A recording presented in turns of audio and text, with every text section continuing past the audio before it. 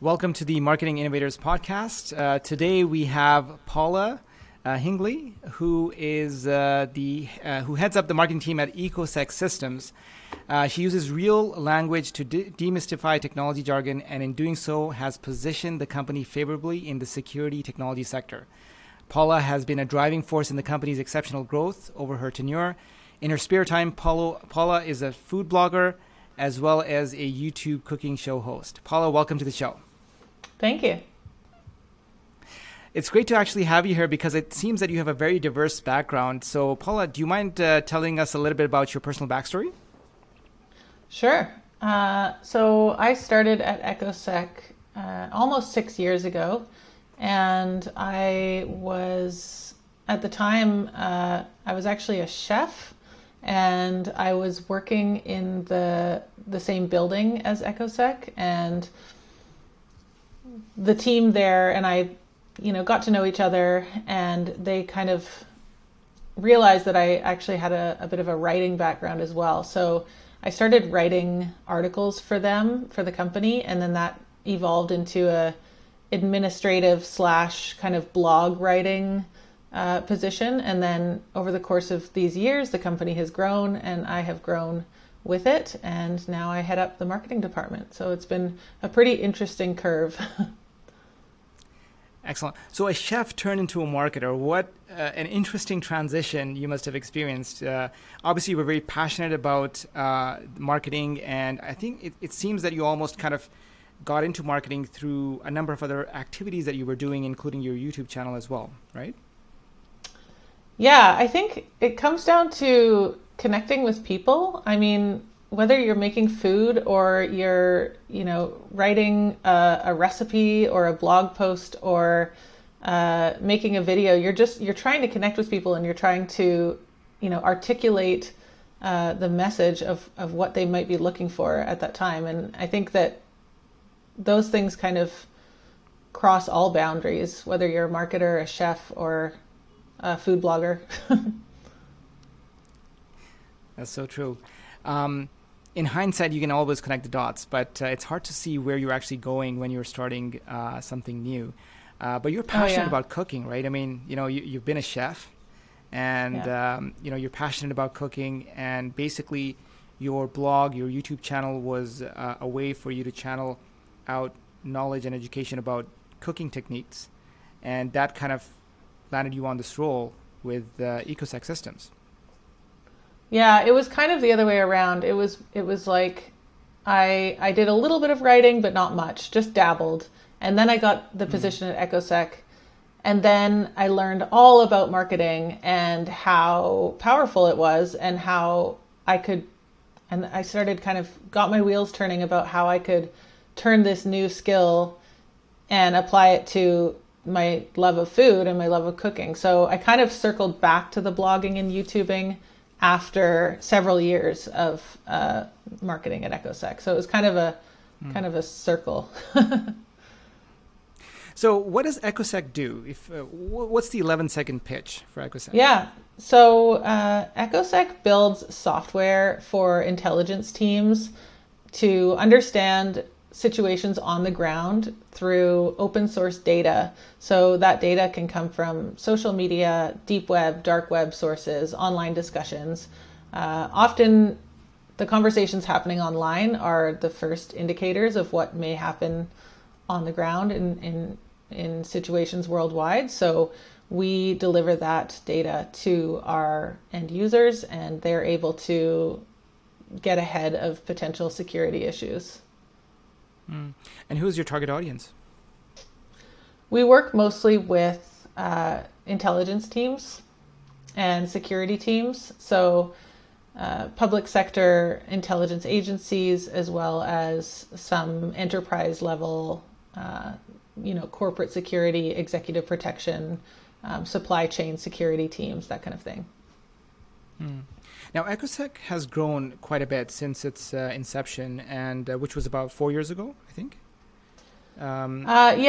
We started in 2014 officially, so it's actually about 7 years now. About 7 years ago, and I believe it's been acquired recently as well, right? Yes, yeah. We last year, about this time last year, we were acquired. So we have a new leadership team, and it's been really great. For the most part, the company, the team has stayed the same. So the new leadership took over the company because they wanted the team, and they liked what we were doing already. So they kept us in our roles for the most part, which is really, really neat. Well, it's such a privilege to be acquired and then also continue doing the work that you're passionate about after you're acquired. I think that's that's a win-win for everyone. And obviously a lot has changed with the company, but over the years, what kind of marketing has worked well for Echosec? Yeah, so we've done a lot of things. Over the years, we've kind of explored quite a few different markets because our tool is so useful. We've said in the past, it's like a hammer. Like, there's no information that you can't find in the data that we gather. So it's really useful for a lot of different industries.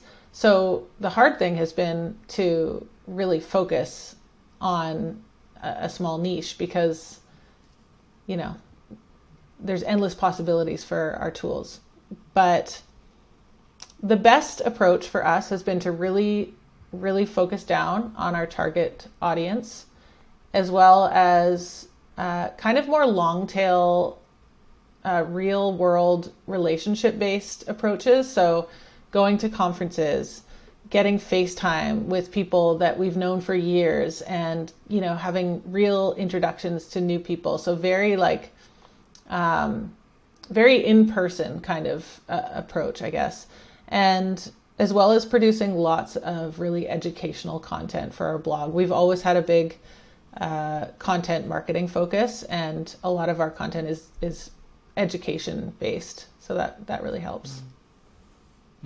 Now, you've kind of been the driver there because of your blogging background. You've kind of helped the company organize the blog and the content strategy.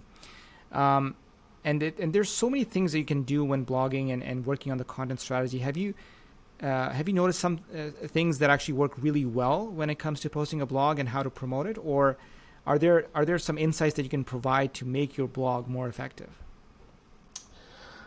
I think a lot of people get too hung up on search traffic. I mean, keyword research and looking for topics that are highly searched. And as a food blogger, I can relate because, there's no point in writing about, I don't know, chocolate chip, and pickle cookies because nobody's going to read it. But I think that there's a piece that gets missed there, which is to actually write about things that people care about, not just based on search traffic necessarily, but kind of piquing people's interest with something new and a new perspective, and not just getting bogged down with, with the keyword research, I guess. You have to incorporate good keywords into your content, of course, but I think in terms of developing titles and concepts for what you're going to write about, I think writing about something new and interesting, even if the whole world isn't searching for it, is kind of a bit more of a long game, I think. Right. Yeah, I think it's always challenging with so many different tools out there right now to evaluate the content on your blog. People do kind of, skew themselves into, okay, what actually will drive, certain rankings in terms of your articles, but they forget the user experience that actually is delivered once they actually land on your blog and read the content. So it has to make sense. It has to be, insightful and educational, but at the same time engaging too, because it can't be just blocks of text that are enriched with key phrases.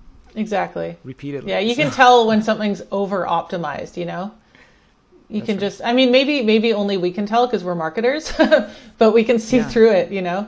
It's really obvious, like, oh, I can actually just extract, you know, the 10 key phrases that they're really going for here. And it's distracting from the actual message itself. I think also people tend to get hung up on competitors and what their competitors are doing and getting a little bit into a bit of an arms race with their competition. I think it's important to remember that you are your own company and focus on what makes your company unique, what makes you different, and focus on those things more so than what your competitors are doing. I think also it's it's important to recognize that when you're actually working on a blogging or a content strategy, you're in for the long haul. You cannot expect results right away. You know, it takes time for those results to come to fruition. So when did you start noticing a good return on investment through the content that you were producing? Yeah, it's actually shifted a fair bit. We had several blogs that were performing really well numbers wise, and they weren't performing well at all in terms of conversions because they were interesting, but the topics were not delivering. They weren't high intent topics. So now our traffic numbers are actually lower. Like I'd say probably in the last 2 years, our traffic numbers have sort of leveled out, but the quality of the visitors is going up because the conversions have been going up. So that's another piece of the sort of not getting too hung up on keywords story, because just because it's a high ranking keyword doesn't mean your actual audience is going to be clicking and looking for your solution at that time. So focusing on intent and focusing on really delivering your message. I think also when you're thinking about pages per visit, pages viewed per visit, that is something else that's gone up. And those secondary pages that people jump to, they might be those lower search volume topics, but they're being clicked to because they piqued someone's interest when they were hyperlinked in your original blog. So it's a long way of saying a short thing, but right.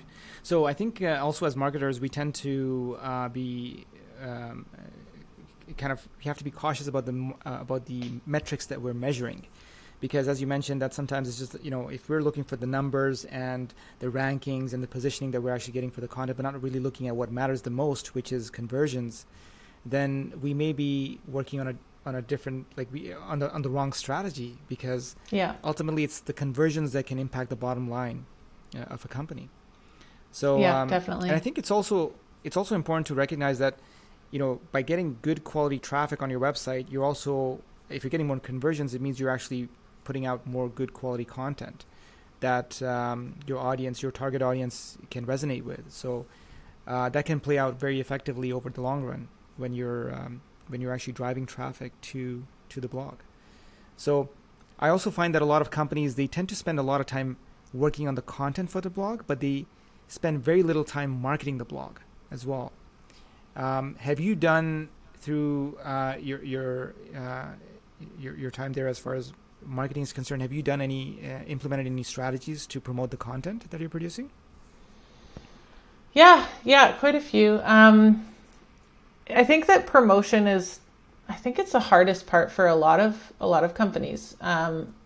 You kind of write the thing and you post it on social media, and then you wait the allotted amount of time till you can reshare it, and then you reshare it, and it's sometimes tricky to find creative ways to activate or reactivate your content.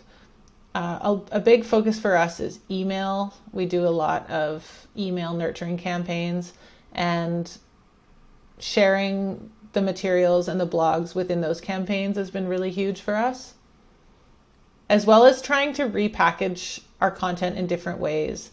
So even when we're just resharing on social media, we might not talk about what's in the actual blog post itself. We might make the post a question. a question that relates to it in somehow, or we'll find a current event that relates to a blog post that we have somehow.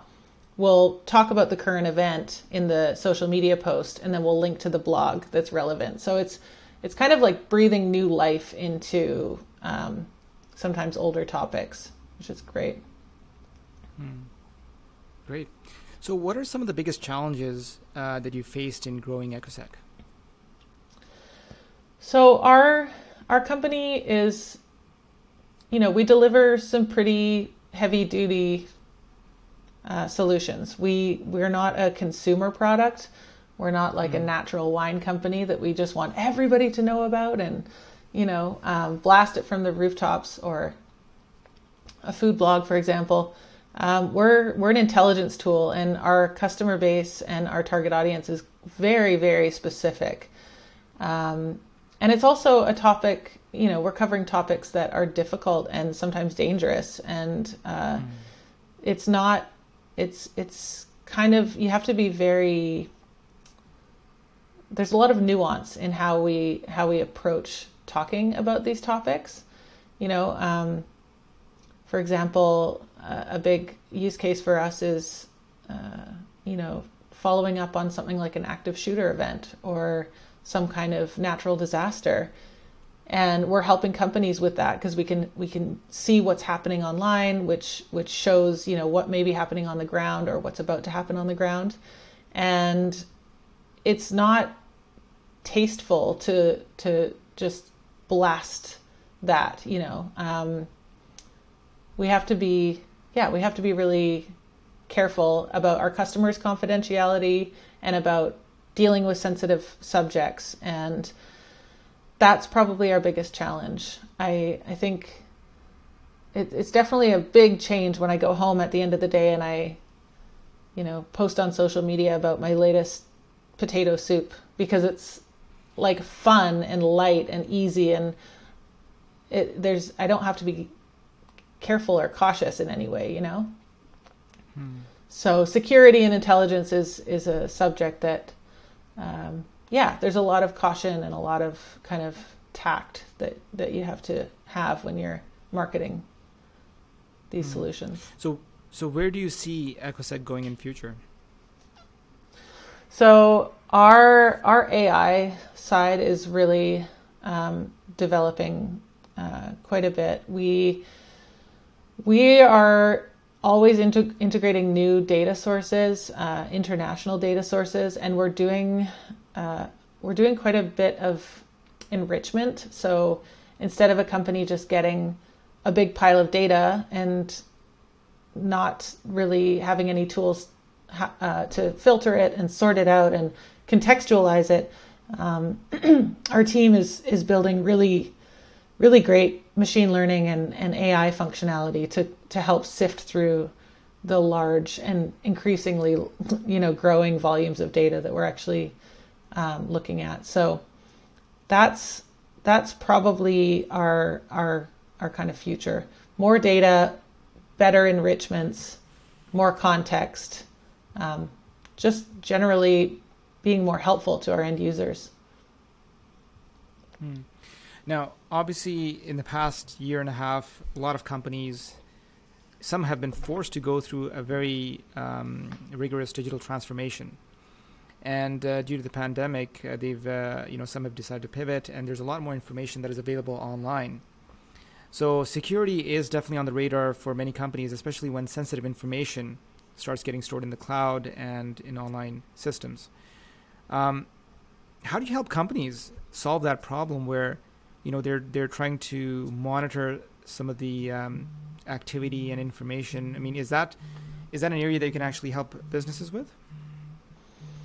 Yeah, I mean, now more than ever, the kind of real on the ground security issues are originating online.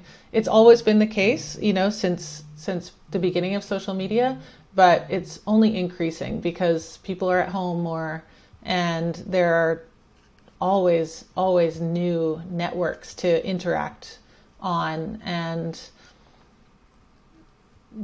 I think we deliver insight into those into the conversations taking place online. And so that is really shining a light on what organizations need to look out for in the real world. And I think that's only growing in the past year. And, I was going through some of the content here and also looking at the monitoring that you do on the dark web, which is, which is actually interesting. A lot of, companies tend to ignore that piece. Can you shed some light on that? Yeah, I mean, the dark web is largely benign, to be honest. I mean, it's this big scary thing to talk about, and there is a lot of illicit activity that takes place, but there's also a lot of cat videos and regular news, and there's everything on there. I think that having a lot of the issues that are coming to light on mainstream social media nowadays, a lot of them have origins in the dark web and the deep web, which is interesting. A lot of these conversations kind of start in these really underground channels and then gain traction and take off. So yeah, we deliver data from dark web marketplaces and things like paste sites, and having that insight for a company is just a whole area that it needs to be illuminated if you really want to know what's happening and what people are really saying about your company, about potential attacks being planned and what have you. Okay. So, if you were to go back, let's say 10 years, and what advice would you give to your younger self? I saw this question and I didn't have an answer for it. I think I would say do it right the first time. I was talking to somebody yesterday and I said, I know myself to be a little bit of a cart in front of the horse person, or cart before the horse person at times, because I get really excited about new ideas and just want to run with them. But it's important to slow down and really look at what you're doing and properly plan it out and properly, I guess, validate the idea before you just run with it. It's funny going from a startup to now a more mature company. I'm noticing that more now. I think at the beginning in the startup, it's all about just like having an idea and running with it. Whereas we do much less of that now. I would also just say, know yourself. I think that's something that comes with getting older, but knowing yourself and knowing your strengths and weaknesses and knowing how to hire people that complement your strengths and weaknesses is really, really valuable. I think that's a big one. That's good. So on a more of a personal note, obviously you've had the privilege of working on a YouTube channel that is gaining popularity online. How to Make Dinner. That's the YouTube channel, right? That's it. Yeah. So I was actually going through some of the videos over there, and it's quite interesting on how you've incorporated, and I got to ask you about this because I know YouTube is big on this these days as far as having a very strong thumbnail strategy, to gain traction on the content that you have in the video. So can you shed some light on that as far as how you've noticed an increase in your video engagement because of the thumbnail? Yeah. Well, a thumbnail is basically YouTube's version of a movie poster, right?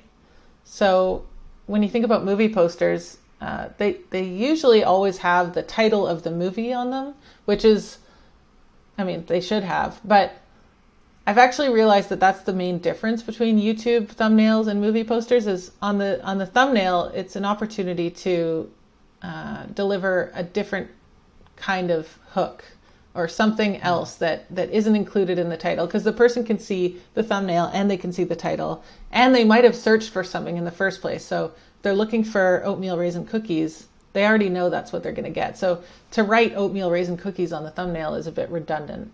So to really use that as an opportunity to kind of ask a question or, you know, I mean, it sounds clickbaity. I try not to do clickbait, even though sometimes I feel like I should, you know, because it's just like it works. But to pose a question or like an unfinished sentence or something to get people to be curious about what they're going to find there. So I think that's been my strategy lately. And I've also definitely found that people click more on videos with a person in the thumbnail. When I just have the food, it gets way less clicks. But when I have me, I get more clicks. So sure, I'll do that.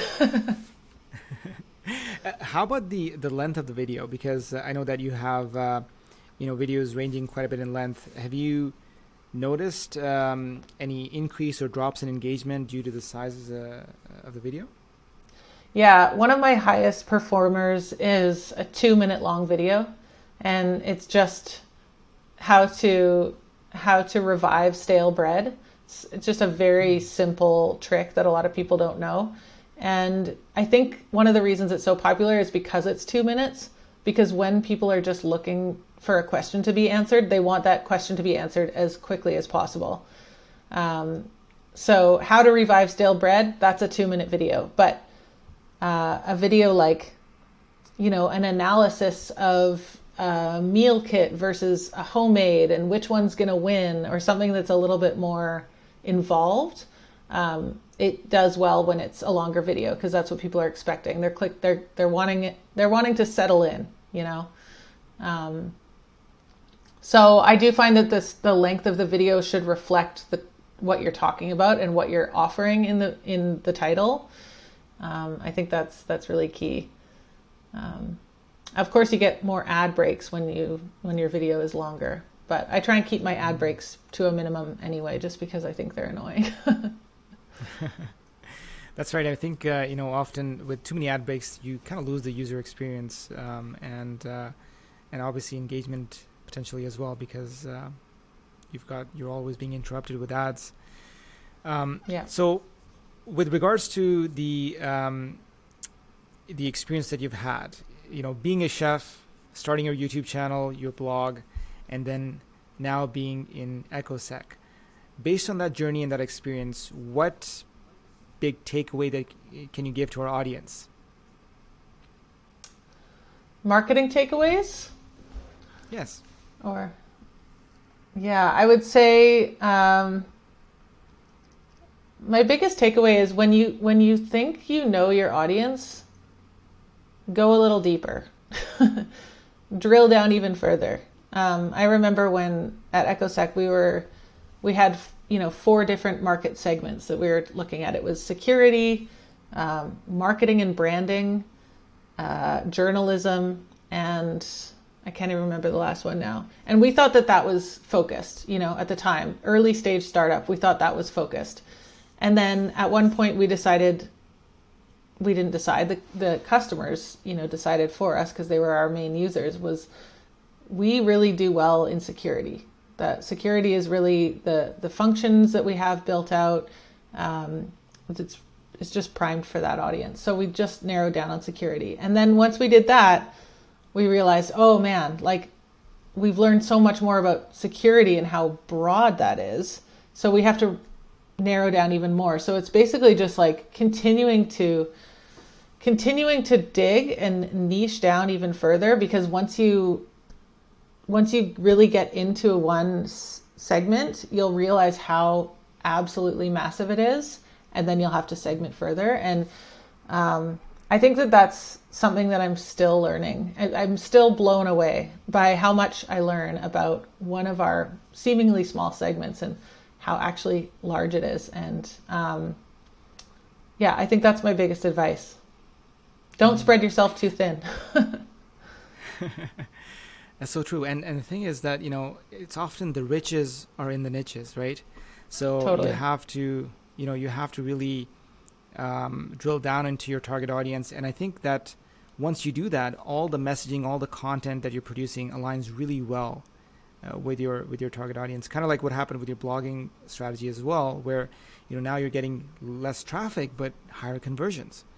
Exactly. Yeah. So I think that often we're very I guess in terms of the audience that we're selecting, sometimes it can be really nerve-wracking to kind of drill down really at a very small niche, but ultimately it can actually have really fruitful results because of that. So absolutely. And I mean, it depends on the company you have. If you're trying to be Facebook and you actually want the entire world on board, then that's a different story. But if you're delivering a very specific solution to a specific problem, then you need to find those people and those people alone. And then later you might be able to expand, but start as small as possible, I'd say. Or not as small as possible, as focused as possible. Focused as possible. Absolutely. So, Paula, where can people find out more about you and contact you online? Well, I'm on LinkedIn, which is I use primarily for work. You can find my YouTube channel at youtube.com/howtomakedinner. You can find my website at howtomakedinner.com, which, by the way, the fact that was available was a huge driver in me launching it, because I was sitting with my friends one day and they said, well, what do you want to do? And I said, I just want to show people how to make dinner. And then I was like, oh, I have to search that really quick. And it was available as a domain. So I couldn't not do it at that point. It was kind of like decided for me. Anyway, howtomakedinner.com. I'm on Instagram at howtomakedinner. And lots of ways. Excellent. Well, we'll certainly include the links to your profile as well as your website in this podcast. Paula, thank you so much for taking the time today to share your insights. It's been a pleasure speaking with you, and I wish you the best of success moving forward. And keep us in the loop of what happens with Echosec. Sure thing. Will do. Thanks so much for having me. I hope that was concise enough.